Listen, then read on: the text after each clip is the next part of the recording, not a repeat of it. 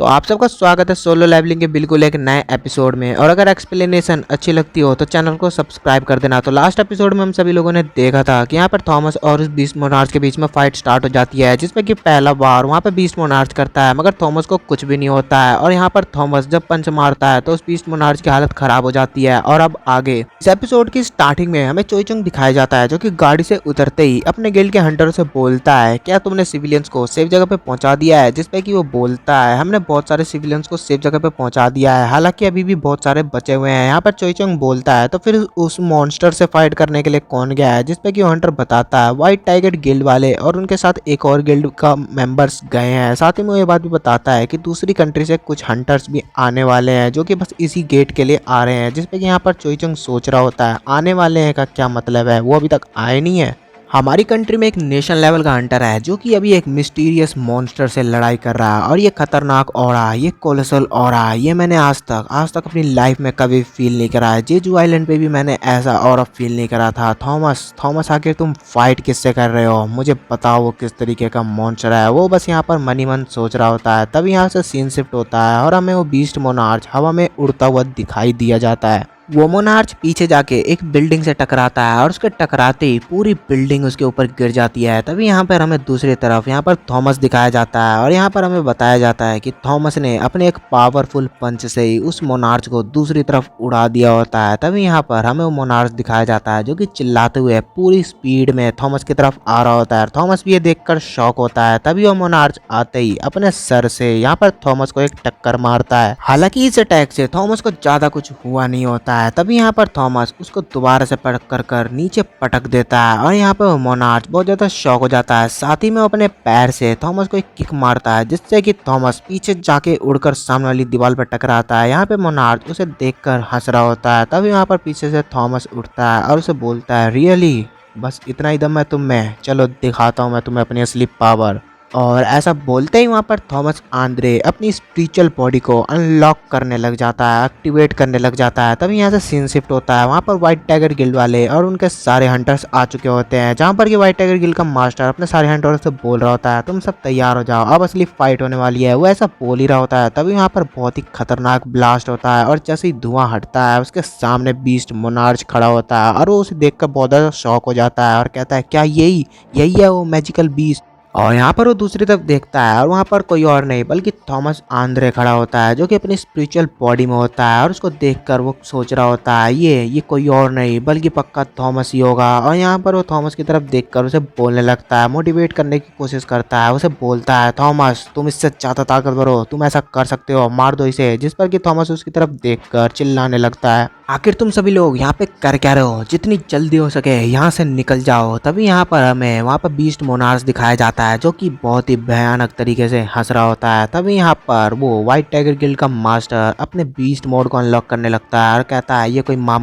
मामूली मॉन्स्टर नहीं है, जितनी जल्दी हो सके मुझे ट्रांसफॉर्म होना होगा।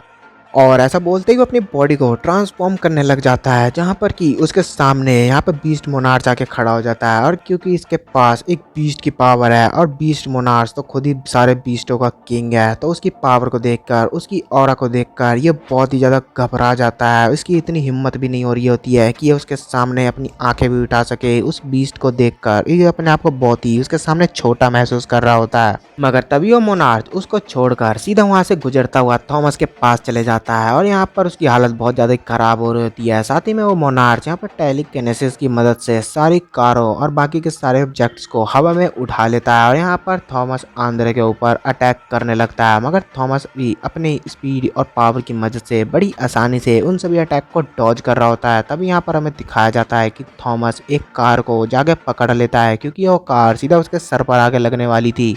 और वह जैसे ही कार को उठाता है और पकड़ता है, वहाँ पर वो मोनार्च उसका फायदा उठाते हुए एक के बाद एक कार को उसके ऊपर फेंकने लग जाता है, जिसमें कि थॉमस कार के बीच में दब जाता है। मगर यहाँ पर थॉमस भी अपने वहाँ पर टेलीकिनेसिस के पावर की मदद से उस मोनार्च को अपनी तरफ खींचने लग जाता है, जिससे कि वो मोनार्च थोड़ा सा शॉक हो जाता है। और जैसे ही वो उसके पास जाता है, थॉमस यहाँ पर उसके ऊपर अपने स्मैश अटैक का यूज़ करता है और थॉमस का वो स्मैश अटैक इतना ज़्यादा पावरफुल होता है कि वहाँ की आसपास की पूरी रोड टुकड़ों टुकड़ों में बट जाती है और इन दोनों की फाइट से कुछ और नहीं बल्कि बस चारों तरफ तबाही मच रही होती है। और यहाँ पर थॉमस बस उतने पे ही नहीं रुकता है बल्कि वहाँ पर उसके ऊपर मुक्कों की बरसात कर देता है। वो लगातार उस मोनार्च को पंचेस मारे जा रहा होता है जिसपे कि यहाँ पर उस मोनार्च की हालत धीरे धीरे खराब होने लग जाती है और वो मनी मन सोच रहा होता है आखिर ये किस तरीके की पावर है और मैं इसके अटैक्स को फील कर सकता हूँ। इसके अटैक से मेरे को दर्द हो रहा है। और ऐसा बोलते ही धीरे धीरे वो अपनी बॉडी को ट्रांसफॉर्म करने लग जाता है अपने बीस्ट मोड के अंदर। और यहाँ पर थॉमस उसके ऊपर एक और अपना फाइनल अटैक करने के लिए जाता है जिसपे कि यहाँ पर वो बीस्ट मोनार्च वहाँ पर अपने बीस्ट मोड में आते हुए उठते हुए उसके पंच को पकड़ लेता है और उसके हाथ को धीरे धीरे घुमाने लग जाता है।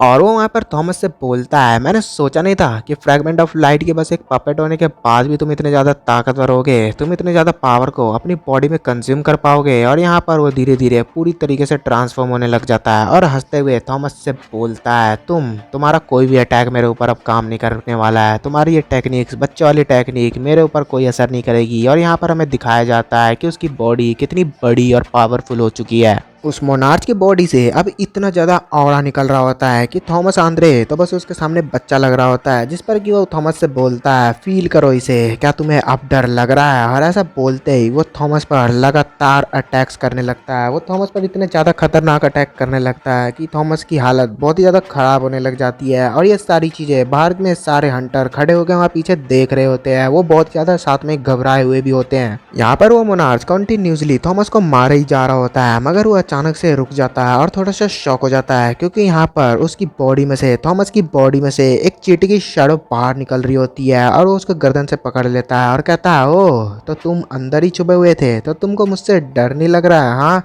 और ऐसा बोलते ही वो बड़ी आसानी से उसको मार देता है जिससे कि वो शैडो वहाँ से गायब हो जाती है। और यहाँ पर हमें थॉमस दिखाया जाता है जिसकी हालत बहुत ज़्यादा ख़राब होती है और वो बस वहीं पर रोड पर नीचे बैठा हुआ होता है और वो अपनी बॉडी को भी मूव नहीं कर पा रहा होता है, जिसपे कि वो मोनार्च यहाँ पर उसकी गर्दन पकड़कर उसको उठा लेता है और बोलता है, तुम्हें बहुत ज़्यादा कॉन्फिडेंस भरा हुआ है ना, तो चलो हम वहीं से स्टार्ट करते हैं जहाँ से मैंने इसे रोका था। मैं तुम्हें बताता हूँ असली फाइट किसे कहते हैं।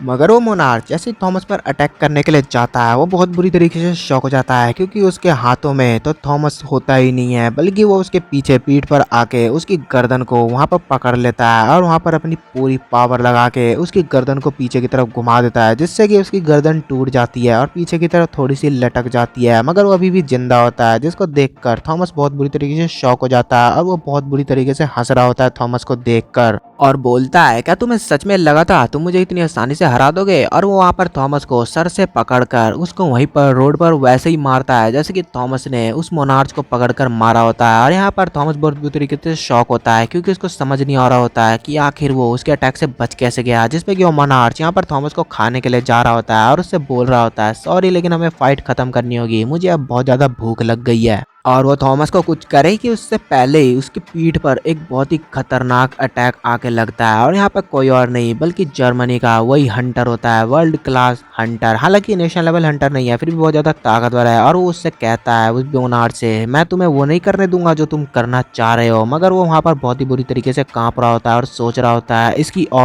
ऑरा से ही मेरी बॉडी काँप रही है, मुझे ऐसा लग रहा है आज मेरा काम खत्म होने वाला है। यहाँ पर थॉमस नीचे गिरा हुआ उससे बोलता है, तुम यहाँ पर आखिर कर क्या रहे हो, चले जाओ यहाँ से वरना तुम मारे जाओगे, तुम उसके सामने नहीं टिक पाओगे। जिस पे कि यहाँ पर वो बोलता है थॉमस से, मुझे पता है मैं इसके सामने बिल्कुल नहीं टिक पाऊंगा, मैं उसकी ऑरा को फील कर पा रहा हूँ, लेकिन मैं भी एक हंटर हूँ और ऐसे डरपोक की जिंदगी जीने से अच्छा है कि मैं ऐसे लड़ते हुए मर जाऊँ। और वैसे भी क्या फ़ायदा अगर मैं डरपोक बना रहा, तो मुझे पता है मैंने सही सोचा है, मैंने सही चॉइस चुनी है, मैं उससे लड़ सकता हूँ।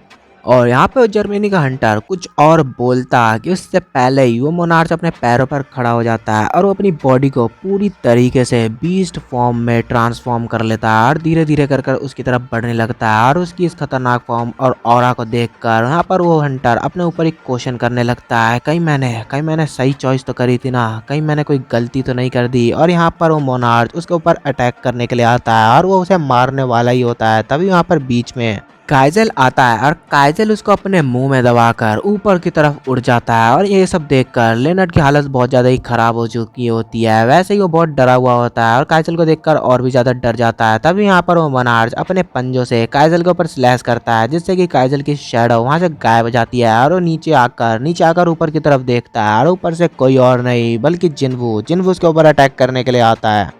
जिन्वू यहाँ पर उसके ऊपर बहुत ही खतरनाक किक करता है और उसकी पावर इतनी ज़्यादा होती है कि वहाँ नीचे की पूरी रोड टूट जाती है। साथ ही में उसका इम्पैक्ट इतना ज़्यादा होता है कि वहाँ पर थोड़ी बहुत भूकंप भी आने लग जाती है और ये देखकर लिनर्ड शॉक हो जाता है और कहता है क्या क्या सच में इतना ज़्यादा ताकतवर है। जिसपे कि यहाँ पर जिन्वू उससे बोलता है तुम थॉमस को लेकर पीछे की तरफ चले जाओ और यहाँ पे बीस्ट मोनार्च उठते हुए बोलता है तो उसने मेरे से सच ही बोला था, तुम अभी भी एक इंसान ही हो।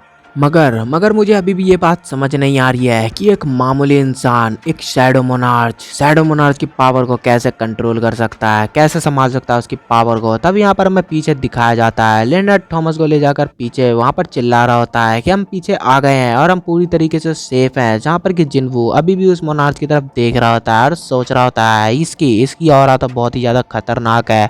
और बस इतना ही नहीं बल्कि ये यहाँ पर अकेला भी नहीं आया है। तभी यहाँ पर रैकन किसी से बोलता है आखिर कैसे पॉसिबल है कि कोई एक ह्यूमन किसी सुप्रीम मोनार्च की पावर को यूज़ कर सकता है। जिसपे कि किसी के पीछे से आवाज़ आती है और वो बोलता है मुझे लगता है आर्किटेक्ट ने कोई सॉल्यूशन ढूंढ लिया होगा और वैसे भी बहुत साल हो चुका है जब शैडो मोनार्च और उसके बीच में डील हुई थी। तो मुझे लगता है ये सब कुछ उसी का करा धरा होगा और पीछे कोई और नहीं बल्कि फ्रोजन मोनार्च होता है। और बस इतना ही नहीं बल्कि वहाँ नीचे रोड पर क्रैक में से वहाँ पर वो लेडी मोनार्च भी निकल रही होती है और वो बोल रही होती है तो इसका मतलब मैं इसको खा सकती हूँ। और सबसे अमेजिंग बात पता है क्या है, मैं हमेशा से यही सोचती रही थी कि एक दूसरे मोनार्च का टेस्ट कैसा होता है। तो चलो आज मेरा ये सपना भी पूरा हो ही जाएगा। और उन सबको देखकर वहाँ पर जिन्वू के सामने तीनों मोनार्च खड़े होते हैं और वहाँ पर जिन्वू को एक नोटिस मिलने लगती है और एक एक करके जिन्वू को नोटिस मिलने लगती है। यहाँ पर सबसे पहले आइस मोनार्च की नोटिस मिलती है, the monarch of snowfog, ice monarch. और फिर बीस्ट मोनार्च के बारे में, the monarch of fangs, the beast king.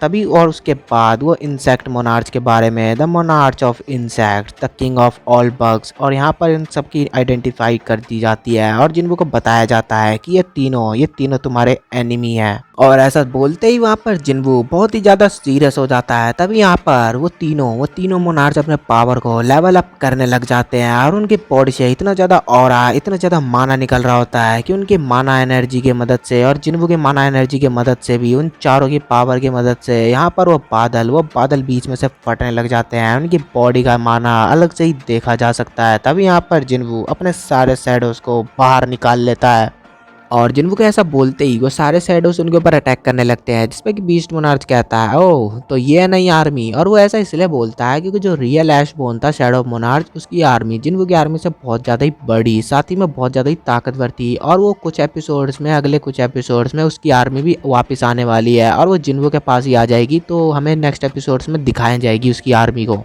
और तभी वहाँ पे हमें वो मोनार्क ऑफ फ्रोज दिखाया जाता है जो कि अपने मुंह में हवा खींचता हुआ एक वहाँ पे बर्फ का फॉग उनके ऊपर फेंकता है। जिसपे कि यहाँ पर सारे शैडो सोल्जर्स उसके अंदर ही फंस जाते हैं। और क्योंकि यहाँ पे मोनार्क ऑफ फ्रोज अपने बर्फ की मदद से एक बैरियर क्रिएट कर लेता है तो जिन्वू पूरी तरीके से उनके साथ डिस्कनेक्ट हो जाता है। साथ ही में वो उनके ऊपर अटैक भी करने लगता है और एक एक करके हमें वहाँ पर जिन्वू के सारे शैडो सोल्जर्स दिखाए जाते हैं जो कि बर्फ के अंदर दबे हुए होते हैं। और उनको देखकर वो मोनार्च बोलता है ये सारे मॉन्स्टर तो पुराने वाली आर्मी के कंपैरिजन में बहुत ही ज़्यादा कमज़ोर है और ये यहाँ से 1 इंच भी नहीं हिलने वाले हैं क्योंकि ये मेरा प्रिजन है। तभी यहाँ पर हमें वो लेडी मोनार्च दिखाई जाती है जो कि वहाँ पर एक चींटी के सामने आके कहती है तुमने मेरे बच्चों को भी इसके अंदर फंसा दिया, मैं तो जल्दी इनके साथ रियूनियन करने वाली थी। साथ ही में हमें दोबारा से वहाँ पर मोनार्च ऑफ फ्रोज दिखाया जाता है जो कि बेरू के सामने आकर कहता है क्या उसे सच में लगा था कि ये सारे हमारे ऊपर अटैक कर पाएंगे। और वो अपनी बात को कंटिन्यू करते हुए बोलता है हाँ मैं मानता हूँ इसके पास शैडो मोनार्च की पावर है, लेकिन मैं तुम सबको एक बात बता दूँ, इसने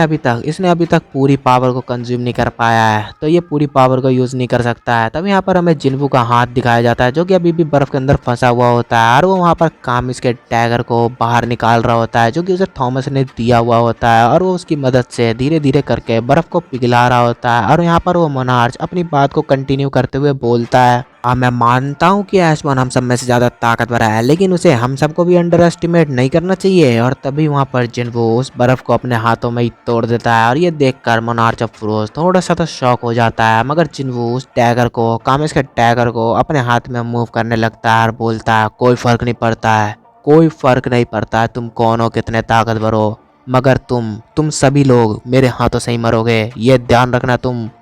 और फाइनली यहाँ पर जिन्वू और सब मोनार्च के बीच में फाइट स्टार्ट होने ही वाली है और बस यहीं पर हमारा यही एपिसोड एंड होता है। तो मिलते हैं नेक्स्ट एपिसोड में, और नेक्स्ट एपिसोड देखने के लिए चैनल को सब्सक्राइब कर देना।